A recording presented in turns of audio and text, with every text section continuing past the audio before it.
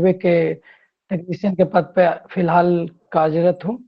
उसके बाद मैं उसके बाद मैंने ग्रेजुएशन एनओसी लेकर ओपन यूनिवर्सिटी इग्नू से किया और मेरा हॉबी टीचिंग है सर। ग्रेजुएशन क्या सब्जेक्ट रहा है आपका? Hindi honours sir.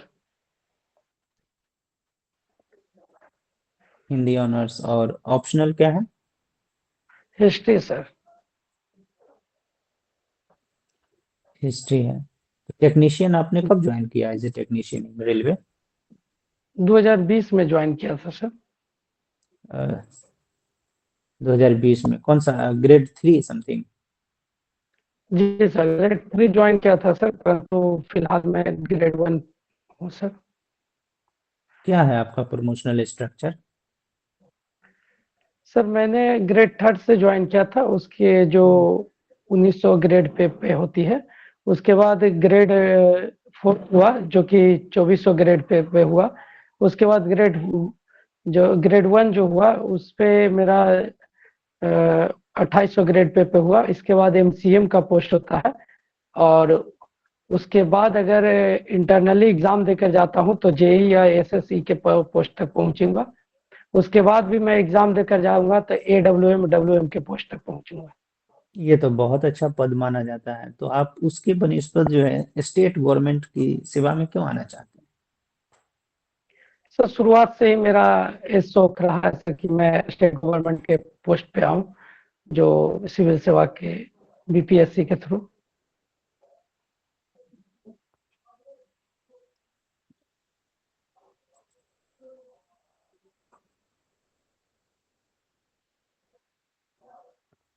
ठीक है। आपका पोस्ट प्रेफरेंसेस क्या है रविराज? बीएएस है सर, फर्स्ट सेकंड बीईएस है और थर्ड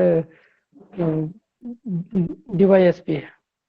बीएएस में कौन कौन से पद एज ए एक जिला में है बीएएस से रिलेटेड? बीएएस जिला में सर बिहार एडमिनिस्ट्रेटिव सर्विस में सर अनुमंडल पे पोस्ट है सर, एसडीओ का है और हम्म। उसी के समकक्ष एसडीएम है। तो बिहार में एसडीओ और एसडीएम दो अलग अलग व्यक्ति होते हैं या एक ही होते हैं?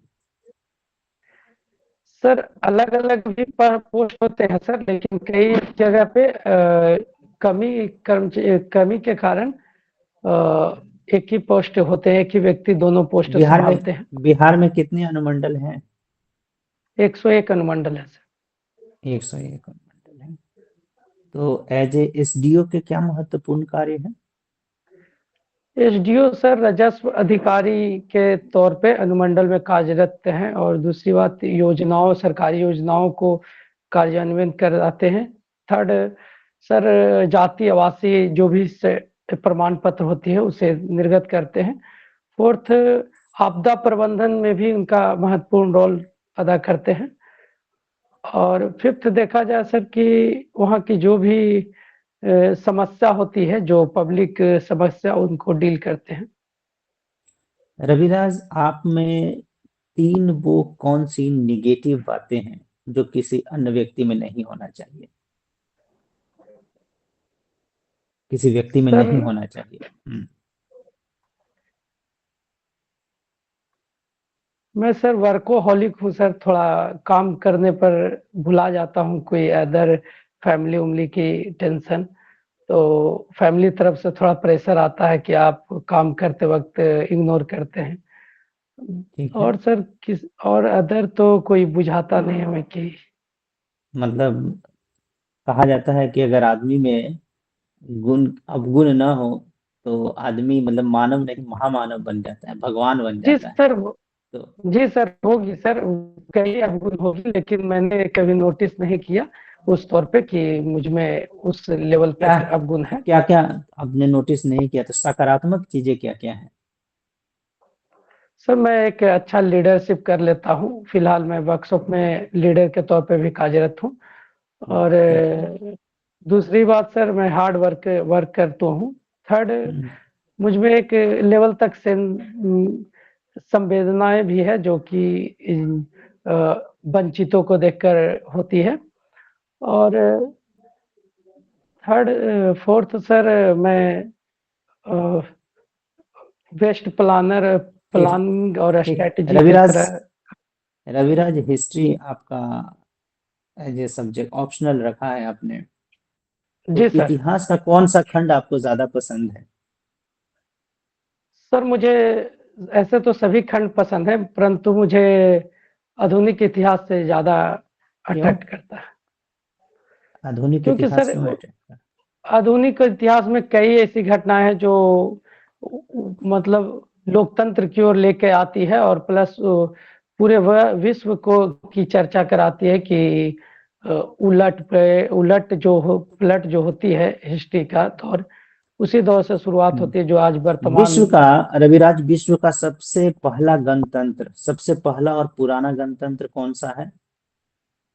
सर लिच्छवी गणराज्य जो हमारे बिहार से ही थी, उसे बिहार विश्व से का ही थी। सबसे पुराना तो गणतंत्र आप इनसे माना जाता है। प्रेरणा क्यों नहीं लेते? इनसे प्रेरणा क्यों नहीं लेते बनिस्पत की आप आधुनिक भारत को कह रहे हैं कि वहां पे लोकतांत्रिक प्रक्रिया का शुरुआत माना जाता है? सर उस समय से इस समय जो परिस्थिति कुछ और थी सर, उस समय आधुनिक जो युग आया उस समय जो उपनिवेशिक शासक से जो लड़ने की जो राष्ट्रवाद की जो भावना पनपी वो ज्यादा अट्रैक्ट करती है। ज्यादा अट्रैक्ट करती है। 18वीं 19वीं सदी का जो भारत है उसको कहा जाता है कि भारतीय पुनर्जागरण का काल। क्यों? क्योंकि सर उस समय से कई जो नई नई अवधारणाएं जो है जो आधुनिक विस्तार के देने के लिए जो आई थी, वो उसी समय से आई। जैसे मानवतावाद आए, विज्ञानवाद, जो भी अवधारणा उसी समय से पनपी है। और सामाजिक सुधार, कौन से प्रमुख सामाजिक सुधारक रहे हैं, कुछ नाम बताइए। राजा राम मोहन राय पहला, दूसरा ईश्वर चंद्र विद्यासागर, तीसरा एम जी रनाडे।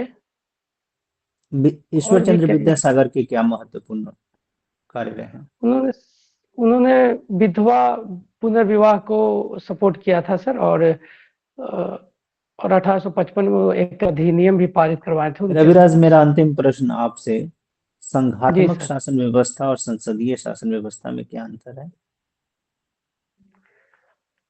संघात्मक शासन व्यवस्था में सर वैसी व्यवस्था जहां संघ और उनके जो राज्य हैं एक साथ मिलकर अपने शासन चलाते हैं। और संसदीय शासन व्यवस्था में संसद द्वारा बनाए गए कानून को ही सर्वोपरि रखकर शासन चलाए जाते हैं। रविराज, ठीक है। नेहा मैम। हेलो रविराज। हाँ थैंक जी मैम। आप कितने सालों से जॉब कर रहे हैं? 5 सालों से मैम। 5 सालों में बहुत कुछ एक्सपीरियंस किया होगा आपने, कुछ पॉजिटिव, जी कुछ नेगेटिव।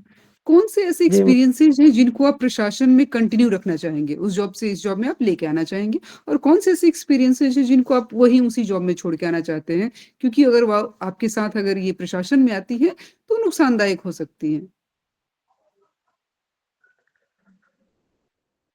मैं सर मैं पहला तो लीडरशिप जो गुण है वो प्रशासन में लाना चाहती हूँ। डिसिप्लिन भी मैं लाना चाहती हूँ। और जो मुझ में सबके साथ घुल मिलने की जो कला है उसको छोड़ देना चाहता हूँ। क्योंकि ये प्रशासन में अगर सबसे के साथ घुलने मिलने से मुझे हो सकता है कि समस्या उत्पन्न हो। Labour code, new labour code के बारे में सुनी है आपने? सुनी है मैम, परंतु पूरी तरह से पढ़ी नहीं है, लेकिन फिर भी पढ़ा हूँ। फ्लोर वेज वर्ड सुना? क्या ma'am? Floor wage, floor wage. Floor wage? हाँ। No no ma'am, sorry ma'am. अच्छा। Platform worker and gig workers? Platform worker और गिग गिग वर्कर्स तो सुने मैम, लेकिन प्लेटफॉर्म वर्कर्स तो सुने नहीं, लेकिन अंदाज क्या है लगा ये? सकते हैं। चलिए गिग लगाइए। वर्कर्स गिग वर्कर्स जो ओला उबर में जो कार्य करते हैं, जो इन्हें विशेष रूप से संरक्षण नहीं दिया गया है, उनको कहा जाता है। परंतु प्लेटफॉर्म वर्कर्स जो किसी प्लेटफॉर्म के किनारे या तो ठेला उला लगा के स्ट्रीट वेंडर्स को बेसिकली प्लेटफॉर्म वर्कर्स बोला जा रहा है। क्या समस्याएं हैं इनकी समस्याएं जिनके पहला लेकर तो सदन में बात चल रही है अभी? बीत की समस्या मैम कि उनको एक दूसरा बात पैलेस की समस्या है, एक उनको प्रॉपर जगह नहीं है उनका बिजनेस कंटिन्यू करने के लिए।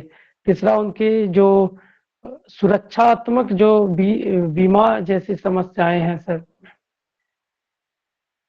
आपकी हॉबी क्या है रविराज? टीचिंग है मैम। किनको पढ़ाते हैं अभी जॉब में रहते हुए आप? मुझे टाइम मिलने पर मैम आसपास के जो 9-10 के बच्चे होते हैं वो मेरे पास आ जाते हैं शाम को, या तो कभी छुट्टी में होते हैं संडे उंडे के। तो थैंक यू रविराज। ओके।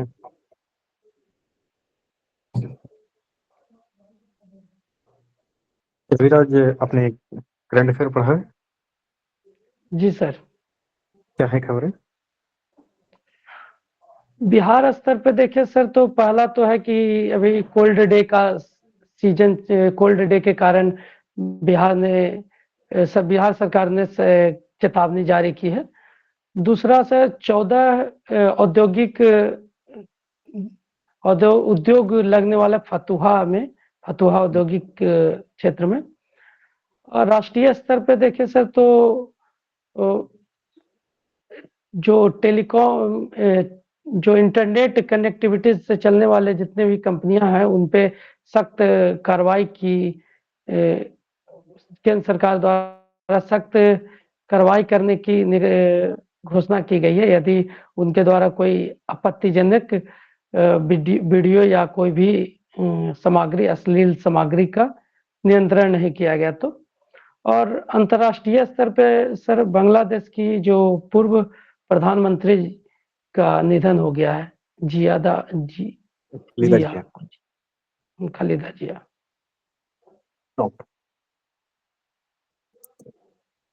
जो अरावली को लेकर के भी विवाद चल रहा था, आपने उसे सुना है?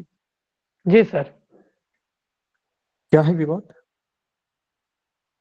विवाद था सर कि 100 मीटर का हिल्स, अरावली हिल्स को माना गया था 100 मीटर ऊंचाई तक, और हिल्स अरावली रेंज में 500 मीटर की अवधारणा दी गई थी, जिनको लेकर विशेषज्ञों का मानना था कि कई अरावली हिल्स जो हैं समाप्त तो हो जाएंगे। तो इसको लेकर तानातानी थी वो विशेषज्ञों पर्यावरणविदों के बीच, जो कि फाइनली सुप्रीम कोर्ट द्वारा उस अवधारणा को रोक लगा दी गई है। तो डेफिनेशंस एक्सेप्ट किए गए थे सुप्रीम कोर्ट के द्वारा। आपको सिर्फ वो पार्टिकुलर डेफिनेशंस बताने हैं कि क्या डेफिनेशंस थे।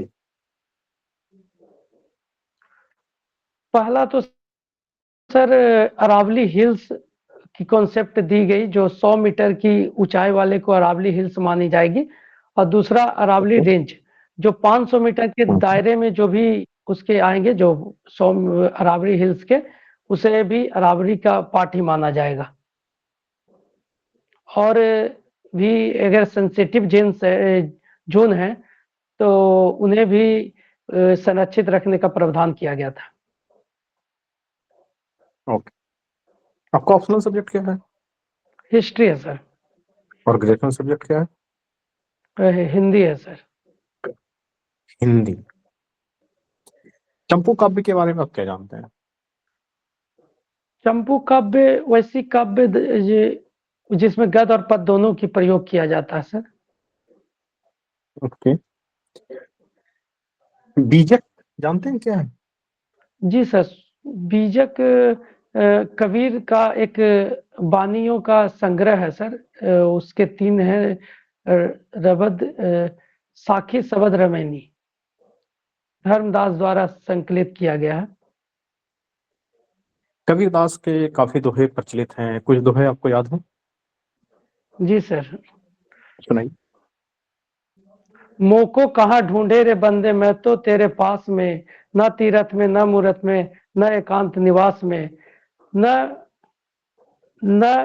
मंदिर में न मस्जिद में न काबे कैलाश में, कहे कबीर सुनो भाई साधो, मैं तो तेरे पास में। Very good, thank you very much, your interview is over. Thank you sir. Raviraj, ये पहला इंटरव्यू है, मॉक पहला जी मॉक है। सर। जी सर। हाँ, शायद इसीलिए थोड़ा सा कॉन्फिडेंस मुझे दिख नहीं रहा है, पर पता है सर को पॉजिटिव चीजें क्या है। कोई बात नहीं रविराज, दिक्कत हो रही कोई सर बात नहीं, कि दिक्कत मैं समझ रहा हूँ, मैं समझ रहा हूँ, मैं स्क्रीन पहले देख नहीं अपना, पा रहा। हाँ सर कोई बोलिए। बात नहीं, ये जी पॉजिटिव चीजें हैं। ड्रेसिंग सेंस बहुत अच्छा है, नॉलेज है, आपने मेंस पास किया है, यहाँ तक आए हैं तो नॉलेज डेफिनेटली होगा। तो मुझे डाउट था कि ये पहला ही मॉक होगा, आपने बताया कि पहला ही है, शायद इसीलिए कॉन्फिडेंस थोड़ा सा कम दिख रहा है। जी इसीलिए सर। जो फ्लुएंस आना चाहिए ना, आंसर जो आप फ्रेम कर रहे हैं वो थोड़ा सा फ्लुएंटली नहीं निकल रहा है। इसका कारण है कि पहला मॉक है, थोड़ा सा अंदर में हेजिटेशन है। कभी कभी क्या होता है ना, गांव देहात का लड़का नौकरी करते करते अपनी जिम्मेदारियों का बोझ उठाते उठाते क्या होता है कि वो अपने आप में ही रह जाता है, वो एक्सपोजर नहीं मिलता, वो नॉलेज खुल नहीं पाता है। तो अब जी समय सर। भी ज्यादा ज्यादा नहीं है, लेकिन खोलने का एक आसान तरीका है, स्वयं को एक मिरर के सामने प्रस्तुत करना है, रखना है और स्वयं से बातें करना है। जो जो प्रश्न मैंने पूछा है उसका जवाब अपने आप से करना है, और जहां भी अटकते हैं उसको दोबारा स्टार्ट करना है उस प्रश्न को। ठीक है। जी सर। और रविराज, जब अगली बार आएंगे ना मौके के लिए, तो आप स्वयं एक स्वयं में कॉन्फिडेंट होंगे और आप उन सारी चीजों को अच्छे से प्रस्तुत कर पाएंगे। ठीक है। थैंक यू बाकी सर। नॉलेज तो है, ड्रेसिंग सेंस भी अच्छा है, और फ्लुएंटली थोड़ा सा लाना है, वो हो जाएगा, आप थोड़ा बहुत प्रैक्टिस करेंगे अपने ऊपर। हाँ, हम्म, और ये हिस्ट्री वाला पार्ट थोड़ा सा देख लेना है क्योंकि ऑप्शनल है, और हिंदी साहित्य वाला भी आपने जी सर। प्रश्नों का जवाब दिया है, लेकिन उस वे में नहीं दिया जिस वे में एग्जामिनर या जो इंटरव्यू पैनल जो होता है वो एक्सपेक्ट करता है। तो उसको थोड़ा सा नॉलेज है तो मिरर के सामने प्रैक्टिस कीजिएगा, वो आ जाएगा। हाँ, और वो करंट अफेयर्स वाला पार्ट न्यूज़पेपर पढ़ते रहिए, वो उसमें सारे चीज कवर हो जाएंगे। ठीक है, कोशिश कीजिएगा कम से कम 2 न्यूज़पेपर, एक राष्ट्रीय स्तर का हो और एक बिहार का हो, ताकि बिहार की जी योजनाएं, सरकार की नीतियां और जो करंट मुद्दे जो चल रहे हैं वो उनसे आप अवगत हो सके। ठीक है, नेहा मैम। जी सर। जी सर, आपने बहुत बेहतरीन तरीके से सर बता ही दिया सुजीत सर कि रविराज क्या-क्या आप में अच्छी क्वालिटी है, सर ने बहुत अच्छे से हाइलाइट किया। कहाँ आप अटक रहे हैं वो भी। इसमें अगर ऐड करने की बात है तो मैं एक चीज़ ऐड करूँगी कि आप थोड़ा करंट चीज़ों पे कमांड रखिए, उसमें कंटेंट आपका प्रिपेयर्ड नहीं दिख रहा है। अदरवाइज़ आपका कंटेंट है, आप तरीके से बोल नहीं पा रहे हैं, डिलीवर करने की क्वालिटी अच्छी नहीं है। कहीं आप थोड़ा-सा लैंग्वेज की बोले तो सर ने बोला कि वही बात है कि आप गाँव से निकल के जब जॉब करते हैं तो अपनी ज़िम्मेदारियों के तले इतना आप रह जाते हैं कि आप बाहरी एक्सपोज़र नहीं ले पाते हैं।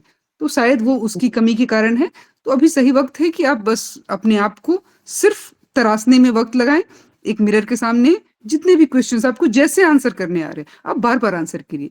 जितना आंसर करेंगे आपको खुद अपनी शब्दों के जो आपके चयन हैं, गलत हो जा रहे हैं, वो आपको समझ आएगा कि हाँ, ये शब्द मुझे इस्तेमाल नहीं करना चाहिए था इंटरव्यू में। फिर वो आप इम्प्रूव कर लेंगे नेक्स्ट मॉक में। All the best Raviraj. Thank you. हाँ, एक बात पूछना है सर। हाँ। मैं शुरुआत से ही मेरा जो अब हेयर स्टाइल इस तरह से रहा है, तो मैं क्या हेयर स्टाइल बदलना पड़ेगा या ठीक है? थोड़ा सा ऊपर कर लें तो और अच्छा सर रहेगा। थोड़ा सा ठीक घूम जाता है सर, ऊपर करने है, पर तो खड़ा हो जाता प्रयास ये करना है ना कि वो यहाँ हीट गन आता है आजकल, तो उससे जब उसको ड्राई एयर के द्वारा उसको सेट कर दिया जाएगा ना, तो वो बेहतरीन तरीके से बैठ जाएगा। ठीक है। है, और सेविंग वगैरह करके अच्छे से वो कर लेंगे, उनको बोलेंगे अपने सैलून वाले को, तो वो अच्छे से उसको बैठा देंगे, उनको बोलिए कि जो ड्राई एयर रहता है उसको एयर मार दो, तो वो ठीक है बहुत सर। अच्छे से सेट कर दिया जाएगा, थोड़ा ऊपर रहेगा, अच्छा। ठीक है, ठीक है। बाद में अच्छा है। थैंक यू दो सर। तीन चीजें छोटी छोटी यही है कि कहीं पे आप मैम को सर कहीं स्त्रीलिंग को पुल्लिंग पुल्लिंग को स्त्रीलिंग कर दे रहे हैं, वीडियो देखेंगे तो चीजें समझ में आ जाएंगी। ठीक है, सर ओके, ऑल द बहुत बेस्ट। फोन आ रहा क्या फोन बोल आ रहे हैं? रहा था फोन बहुत आ रहा था सर अभी ओके इसलिए ओके, थोड़ा ज्यादा ध्यान चला गया उस तरफ से, सॉरी। ठीक है। अमित। लास्ट। हाँ अमित, एक संक्षिप्त परिचय दीजिए अपने बारे में। नमस्ते सर, मेरा नमस्ते। नाम अमित है। मैंने माध्यमिक मैंने प्राथमिक, माध्यमिक और उच्च शिक्षा अपने गृह जिला मधुबनी से किया है। फिर मैंने स्नातक राजनीतिक विज्ञान से DU-SOL से किया है और अभी ये मेरा तीसरा अटेम्प्ट है। मेरी हॉबी पोएट्री और स्पिरिचुअलिटी है और ऑप्शनल सब्जेक्ट हिस्ट्री है। आपने कब किया है ग्रेजुएशन, किस सन में कंप्लीट किया? 2020 में सर। 2020 में। तब से 2020 से अब तक बेरोजगार हैं जी या कहीं जॉब कर रहे हैं? Sir, on end of private tuition करवाता था। अच्छा, प्राइवेट ट्यूशन। क्या सब्जेक्ट पढ़ाना पसंद करते थे? Sir social science social science. Social science में पसंद भी क्योंकि अच्छा अच्छा, पॉलिटिकल साइंस आपका सब्जेक्ट है।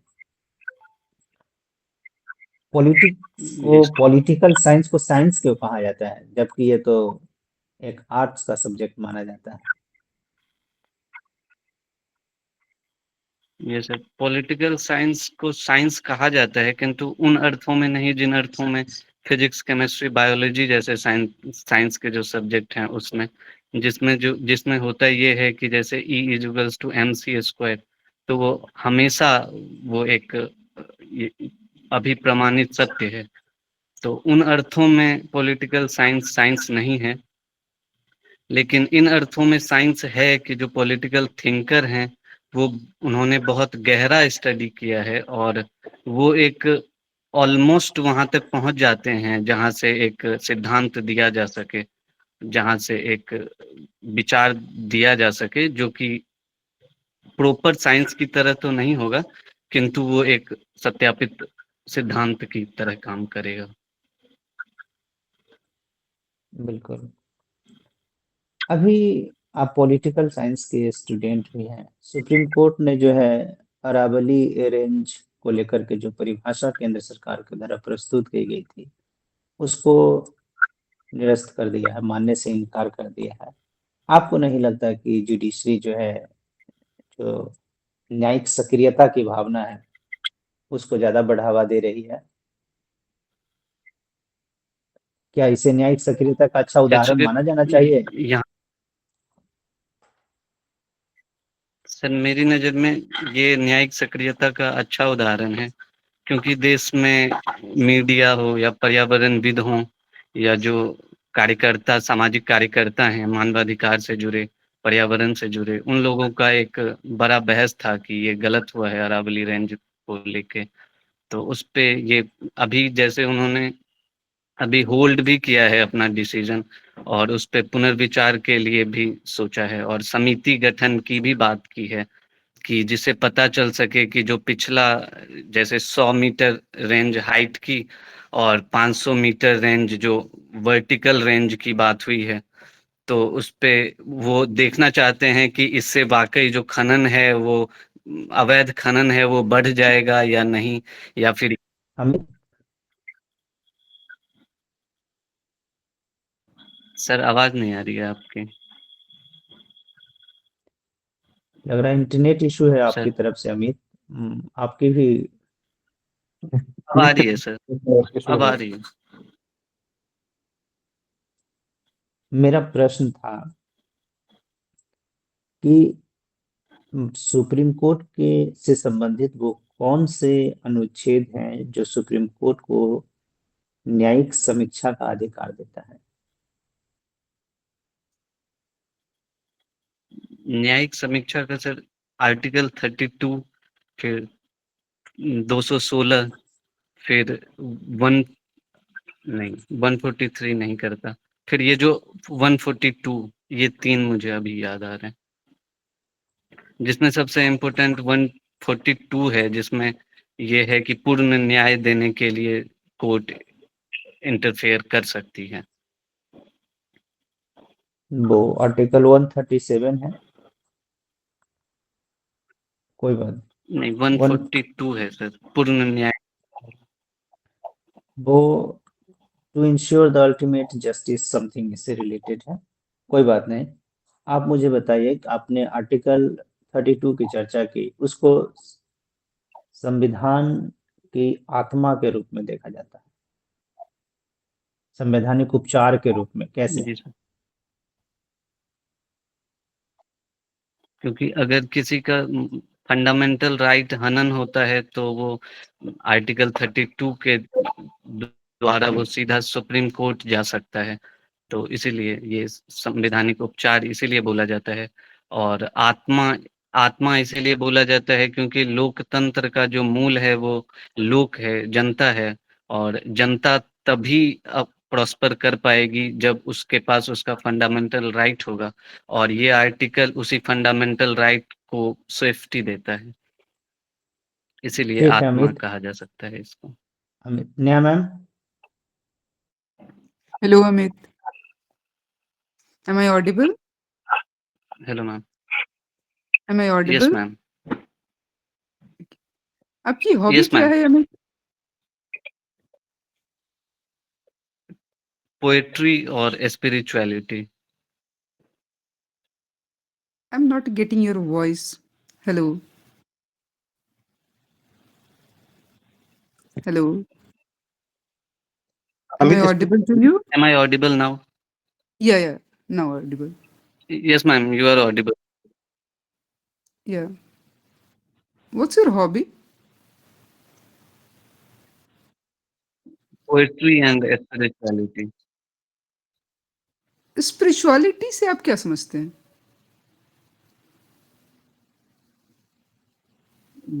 मैम, स्पिरिचुअलिटी से मेरा अर्थ है कि खुद को जानना, सेल्फ अवेयरनेस, सेल्फ इंट्रोस्पेक्शन, जिसमें हम खुद के जो आंतरिक तत्व हैं, अपना एंगर, अपना लस्ट, अपना फियर, इसको जानने का एक प्रोसेस। रिलीजियस और बीइंग स्पिरिचुअल, कैसे डिफरेंशिएट कर सकते हैं आप इन दोनों को?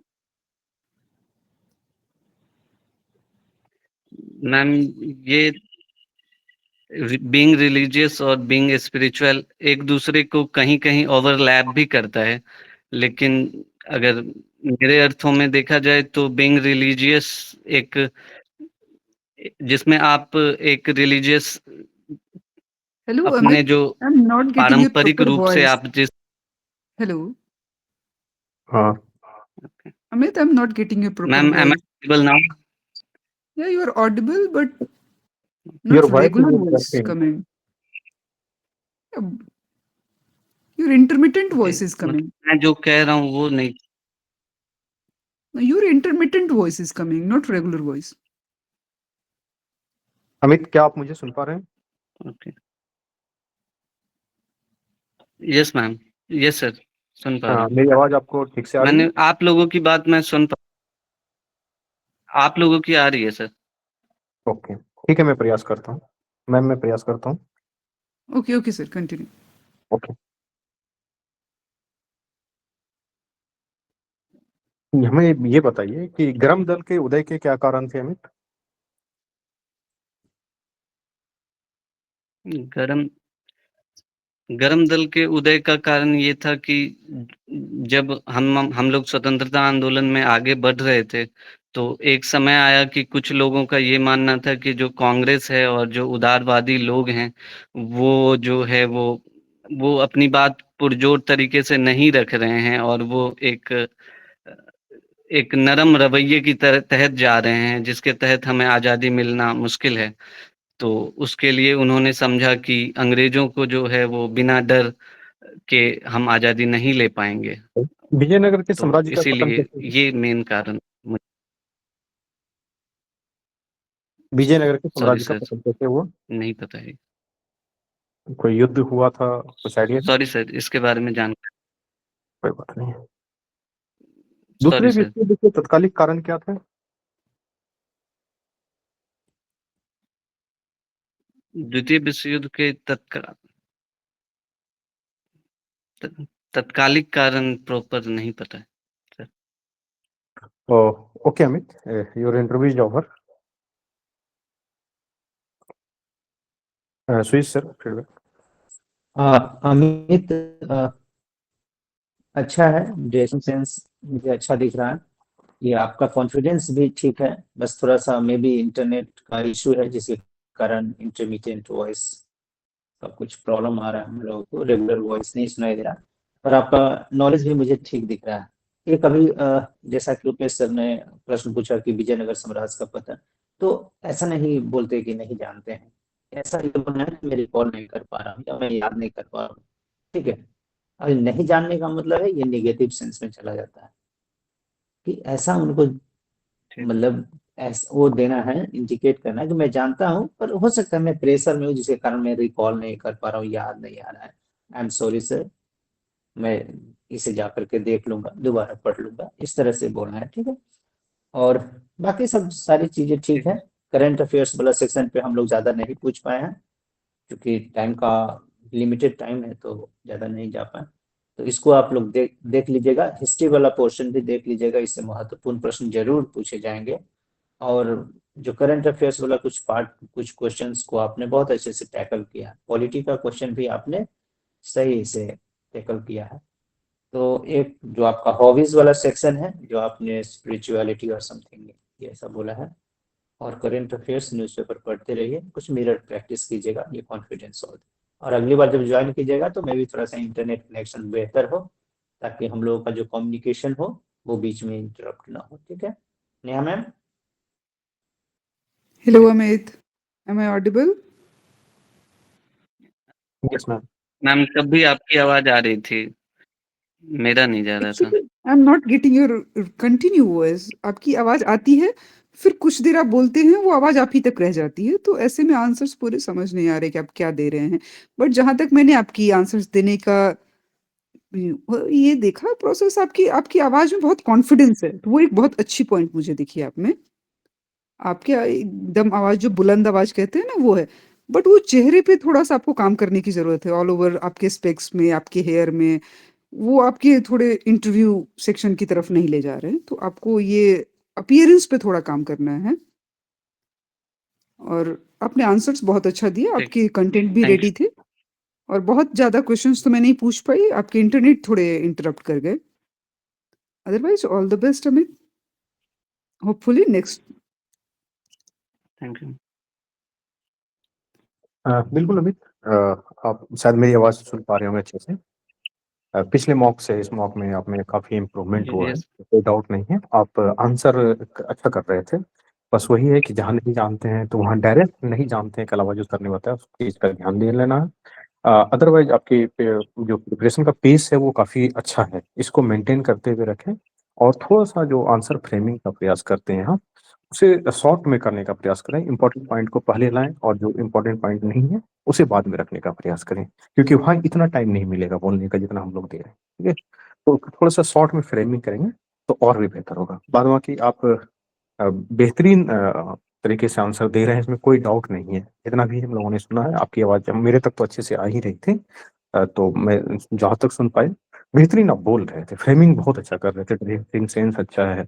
बाद बाकी थोड़ा सा बियर्ड वगैरह देख लेंगे कि इसको लेके जाना है या फिर कटा लेना है। उन सब चीज़ों को थोड़ा सा अपना एनालिसिस कर लेंगे अपने तौर पे। हेयर वगैरह अच्छे से कटे हुए होने चाहिए, थोड़ा सा और भी अच्छा दिखेंगे तो और बेहतर होगा। और उम्मीद है आप अच्छा करके आएंगे, ठीक। All the very. ठीक।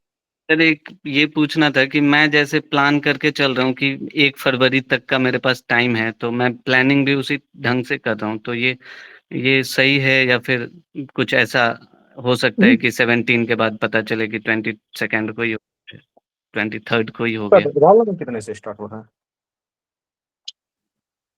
1 से 2 से 3 क्या? से 5 से रोल नंबर कहाँ से स्टार्ट हो रहा है? सर 55 है। 55 है तो आपका 55 कभी फरवरी लास्ट या मार्च चला जाएगा। ठीक है, तो तो मैं आपके पास सर इसी के अकॉर्डिंग अब तैयारी करूँ ना? हाँ बिल्कुल, आप तैयारी करें, अच्छा तैयारी जैसे करें। आप अपना जैसे 2-3 मैंने सर हिस्ट्री भी नहीं किया है, पॉलिटी भी, नहीं, नहीं, नहीं, जो नहीं तो किया मैं है लेकिन उसी को ये लेके चल रहा हूँ कि एक राउंड जो है ना अपना, आप जनवरी मंथ में इन सारे सब्जेक्ट्स को देख लें, ठीक है? ताकि ओवरऑल नॉलेज हो जाए। उसके बाद जो आपके ऑप्शनल सब्जेक्ट और ग्रेजुएशन सब्जेक्ट है, उस पे डेप्थ में तैयारी करते जाएँगे, करंट अफेयर को साथ-साथ पढ़ते चले जाएँगे, ठीक है? वो कंप्लीट हो जाएगा। ठीक, थैंक ठीक, good luck. Thank you sir. Last बचे हुए हैं मुन्ना, टोपी हटा ले तो अच्छा लगेगा।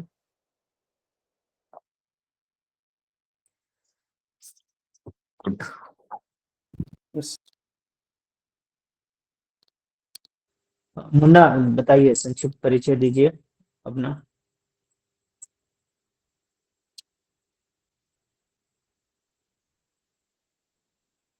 हाँ यस सर। सर मैं अपना कंटिन्यू हाँ, करें। कंटिन्यू कीजिए।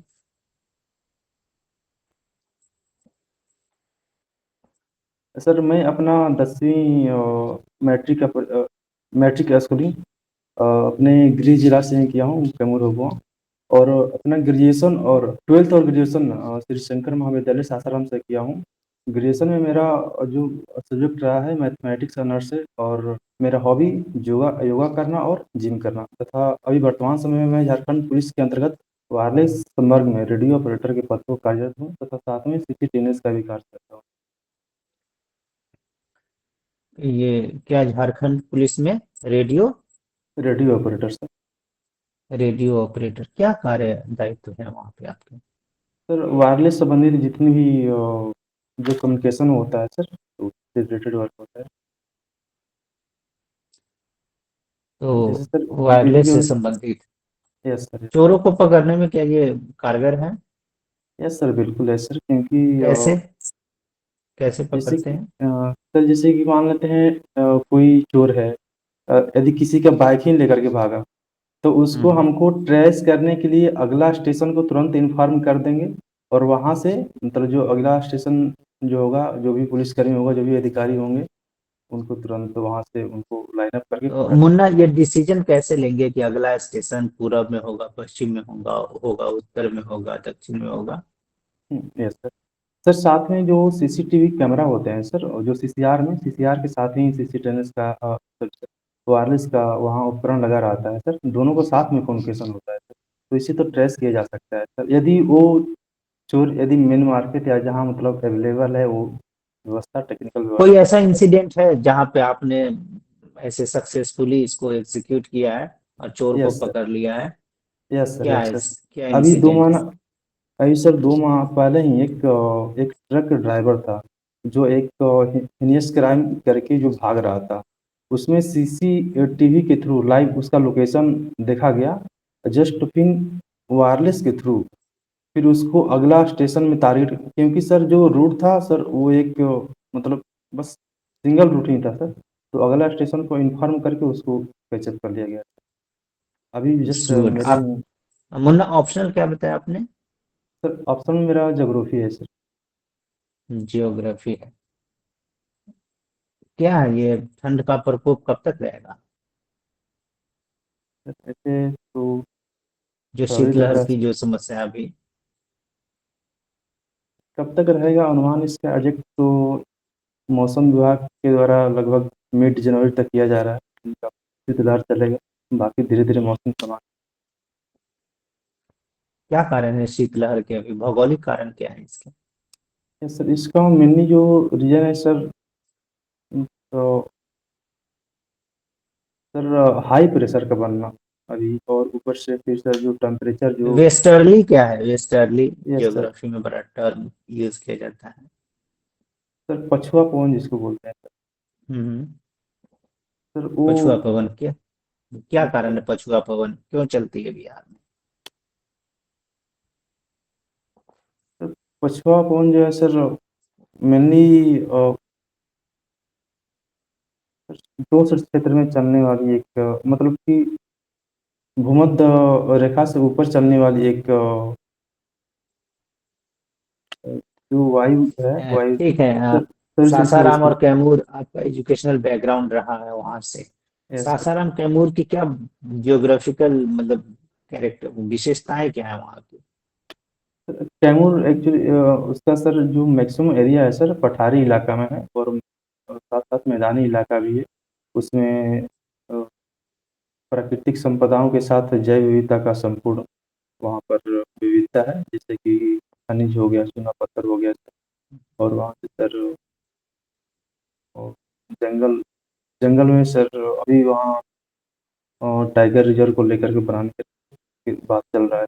उसके साथ उधर सर उस क्षेत्र में सर जलप्रपात भी हैं, बहुत सारे प्राकृतिक जैव विविधताओं का। मुन्ना, अभी हमारे पड़ोसी देश बांग्लादेश के साथ संबंध उतने अच्छे नहीं है जितना पहले थे, लेकिन वर्तमान जो सरकार है और जो एक्सपेक्टेड गवर्नमेंट है वो भी भारत के साथ संबंधों में सुधार की कोई गुंजाइश नहीं देखती है। क्या भारत सरकार को भी अपने रवैये में बदलाव करने की जरूरत है या मित्रवत व्यवहार करते चले जाना चाहिए? सर इसमें तो सर बदलाव करने की ज़रूरत है सर, क्योंकि अभी जो मेन जो मुद्दा है सर कि जो अ, बांग्लादेश के जो पूर्व प्रधानमंत्री शेख उनको संरक्षण प्रदान किया गया, जिसको लेकर के बांग्लादेश की जो भी राजनीतिक अभी वर्तमान है, उनको इसको लेकर के मतलब प्रत्यार्पण की माँग किया जा रहा है, लेकिन अभी भारत सरकार इसकी उपस्थित है। यूएन सर में यूएनओ में P5 कंट्रीज क्या है? P5 सर जिन देशों के पास जो वीटो का पावर है सर, उनको P5 बुलाया जाता है। जैसे कि सर अमेरिका हो गया, ब्रिटेन हो गया, फ्रांस हो गया। कितने? P5 में 5 देश हैं। सर श्योर नहीं sir. P- yes sir P5 में 5 सर। 5 देश हैं। ठीक है, नेहा मैम।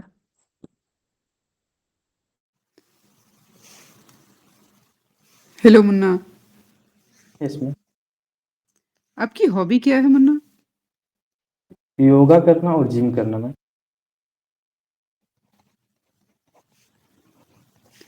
आपने जैसे बताया कैमूर जैव विविधताओं से परिपूर्ण है। यहाँ पे कैमूर वन्यजीव अभयारण्य है, वाटरफॉल्स हैं, बाकी चीज़ें। क्या ये अपने टूरिज़्म के पोटेंशियल को अट्रैक्ट कर पा रही हैं? अगर नहीं कर पा रही हैं, तो क्यों नहीं कर पा रही हैं? इसके बारे में यस आपका मैम। क्या विचार है? और टूरिज़्म को लेकर के विकसित करने को लेकर के सर बिहार सरकार के द्वारा उधर अभी जो भी अवसंरचना है उसको विकसित किया जा रहा है सर। मेनली है कि अभी सर मैम उस लेवल पर अभी उस क्षेत्र में लोगों की अभी पहचान नहीं बनी हुई है। जैसे कि सर वहाँ करंजट डैम को लेकर के हो गया सर, या माँ मुंडेश्वरी का धाम हो गया सर वहाँ पे, या जंगल सफारी भी बनने वाला है। अभी मतलब अभी प्रारंभिक फेज में है। इसको लेकर के अभी पूरा अभी व्यवस्था ही नहीं पूरा उतना हो पाया है। इसकी वजह से भी उतना बूम नहीं है उस मतलब कि पर्यटन को लेकर के। बाकी सरकार अभी प्रयासरत है और इस दिशा में अभी काम किया जा रहा है। योग का इस अंतर्राष्ट्रीय दिवस पे नारा क्या रहा है?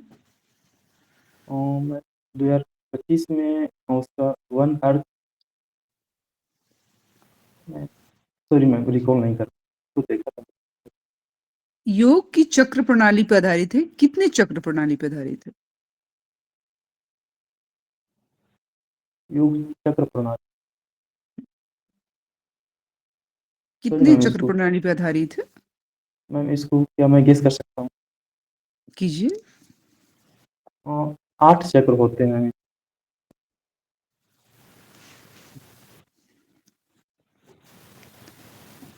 आपने बताया योग और जिम। आपको नहीं लगता है योग और जिम एक साथ शरीर के लिए फ़ायदेमंद के साथ-साथ कुछ नुकसान भी छोड़ सकते हैं शरीर को? मैम जहाँ तक मैं सोच पा रहा हूँ, योग जहाँ मेंटल स्ट्रेंथ देता है, वहीं जो जिम है फिजिकली स्ट्रेंथ हमको प्रदान करता है। तो जिससे प्रशासन में इसकी महत्वपूर्ण भूमिका हो जाती है, जहाँ एक तरफ मेंटली स्टेबिलिटी को मतलब स्ट्रेंथ क्या करके योग सिर्फ मेंटली आपको स्टेबिलिटी देता है? मेंटली के साथ मैम फिजिकली भी देता है, जैसे कि जितना भी रहता है अपने स्वास्थ्य संबंधी बीमारियाँ होती हैं, उससे हमको एक समस्या के निजात पाने में सहायता मिलता हमें जब योग हमें फिजिकली भी फ़ायदे पहुँचा पा रहा है, मेंटली भी, फिर हम योग से हट के जिम की तरफ जा रहे हैं, क्या कारण है? क्या ऐसी फ़ायदे हैं, लाभ हैं जो हमें योग में ना मिल के जिम की तरफ से हमें मिलेगी? और क्या नुकसान है? मैम नुकसान तो नहीं है, क्योंकि फिजिकल एक्टिविटी से नुकसान ऐसे तो प्रत्यक्ष नहीं हो सकता है, बट हाँ, अभी आज के दौर में जो सोशल मीडिया है या फिर जो नया वर्ग है, वो अपने शारीरिक हाव-भाव या थोड़ा अपनी बॉडी को ऐसा स्ट्रक्चर करने में लोग ऐसा नहीं थोड़ा ये लगता हो आपको जाते हैं। आउटर एक्सपीरियंस के लिए सिर्फ़ लोग जिम जा रहे हैं? कोई उनका शारीरिक फ़ायदे और मानसिक स्ट्रेस रिलीफ़ से कोई लेना-देना नहीं है। ऐसा इस पे क्या विचार है आपका? मैम ऐसा नहीं कहा जा सकता है कि जिम से मेंटली स्ट्रेंथ नहीं मिलेगा या फिजिकली स्ट्रेंथ, दोनों तरह से फ़ायदे हैं ना। एक नहीं, नहीं, मेरा दूसरा क्वेश्चन आप नहीं समझे। मैंने पूछा कि आजकल यंगस्टर को आप देख रहे हैं कि जिम लोग ज़्यादा बाहरी दिखावे के लिए जॉइन कर रहे हैं। क्या इस पे क्या विचार है आपका? इसको कैसे देखते हैं आप? इसमें ये हो सकता है कि लोग अपना बॉडी को मतलब एक दर्शाने वाला मतलब शो करने के लिए बना रहे हों, बट एक तरफ से उनका फिजिकली स्ट्रेंथ भी हो रहा है, साथ-साथ में मेंटली भी स्ट्रॉन्ग हो रहा है इसमें। तो ओके। कैमूर और किन चीज़ों के लिए फ़ेमस है? कैमूर में मेनली जो वहाँ का जो कोई फ़ेमस लैंड है, पर्सनैलिटीज़ बताइएगा? अभी वहाँ से मैम जो एक भाजपा की जो विधायक हैं वहाँ से, और एक हमारे बिहार सरकार के अंतर्गत ही जो अल्पसंख्यक मंत्री हैं जमा खां, और उसके अलावा अभी एग्जैक्ट रिकॉल नहीं कर पा हिस्ट्री से क्या कनेक्शन है? हिस्ट्री से मैम कोई ईदगाह है मैम, उनको तो याद नहीं कर पा ग्रैंड ट्रंक रोड सुना है आपने? यस मैम, वो तो हाँ, वो तो गुजरता है सर वहाँ ग्रैंड क्या ख़ासियत है? ग्रैंड किन शासक के ट्रंक रोड समय इन शेरशाह चीज़ों सूरी का के शेरशाह सूरी के द्वारा फर्स्ट टाइम बनवाया गया था 1510। ख़ासियत क्या है? वो भारत का मतलब कि सबसे पहला या सबसे लंबा वो रनवे रोड है, और जो बनारस से होकर के कैमूर से किन-किन जिलों की सीमाएँ लगती हैं? कैमूर से रोहतास जिला टच करता है, और उसके बाद बक्सर टच करता है, बस 2 ही टच करता उत्तर है। प्रदेश और का कोई जिला? यस मैम, उधर से उत्तर प्रदेश का जिला भी टच करता है, जैसे चंदौली कौन-सा? हो गया, चंदौली और सोनभद्र डिस्ट्रिक्ट हो गया, और एक जो thank you Munna.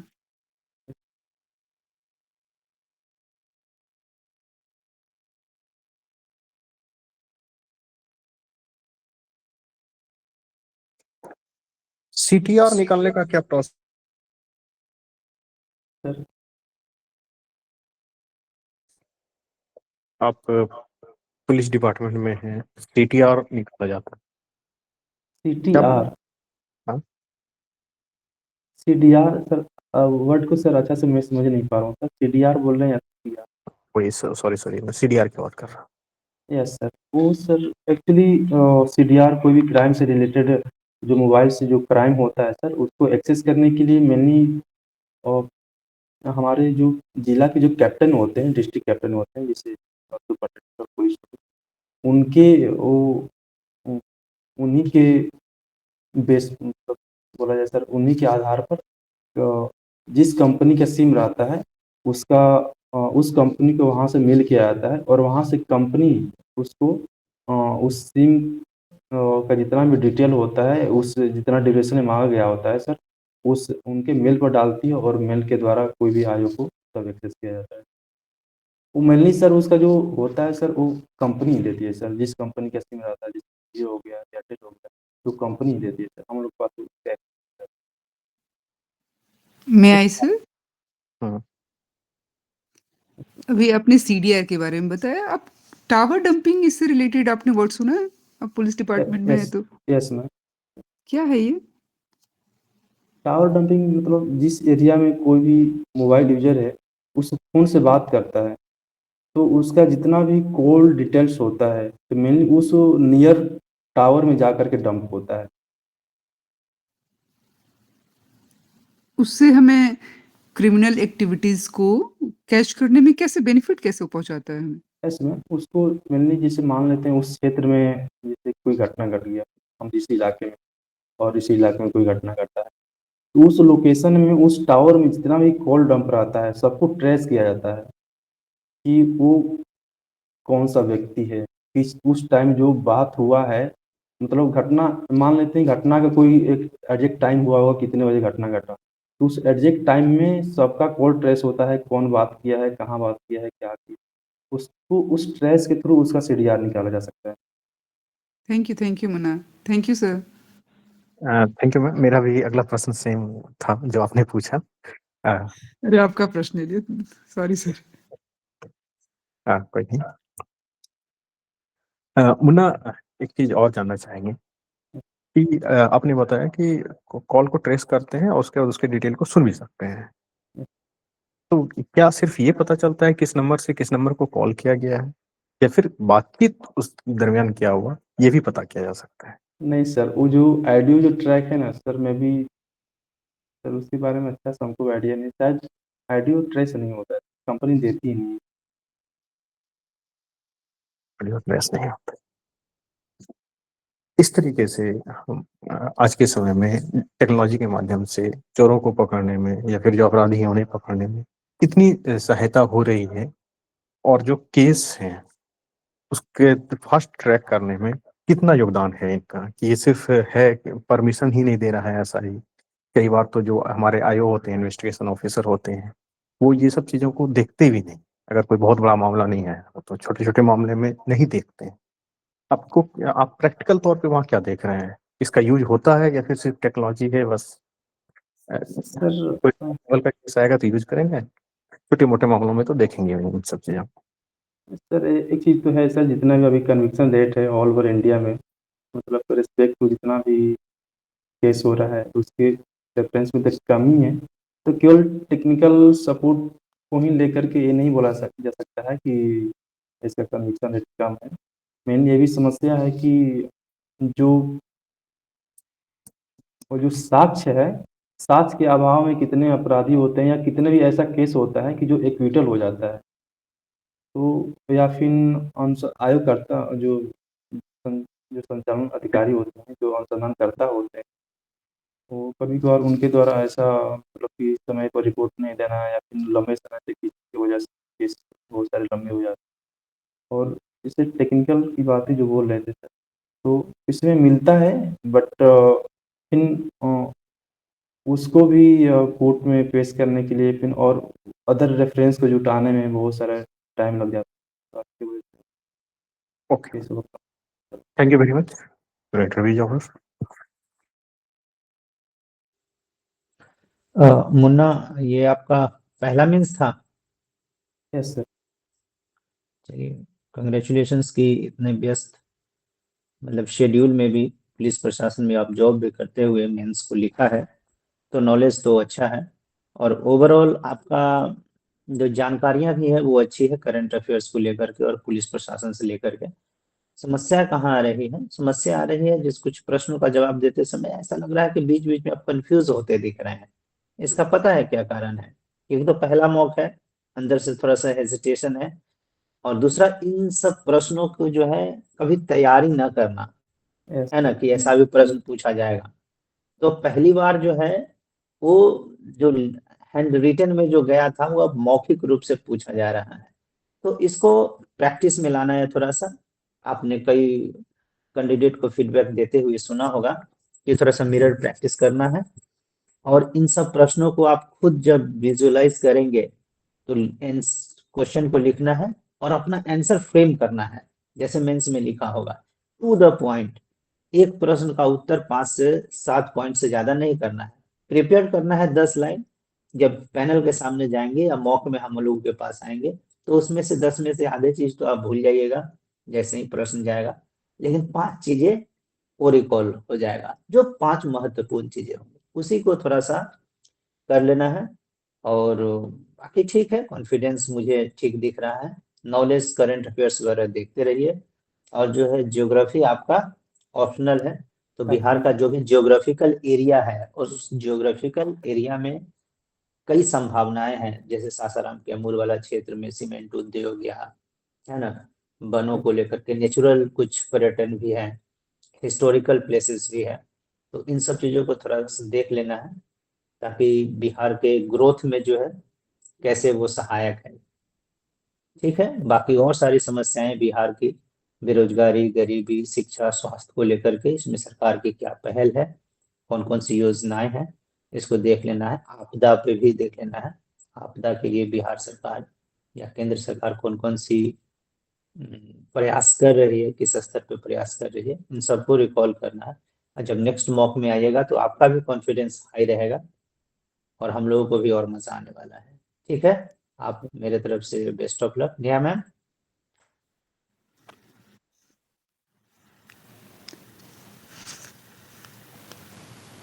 Hello Munna.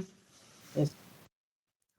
Sir ने जितने भी फीडबैक ऐड किए उसमें बहुत कुछ तो ऐड करने लायक नहीं है। सर ने सारे आपके पॉइंट्स कवर कर लिए हैं ऑलमोस्ट।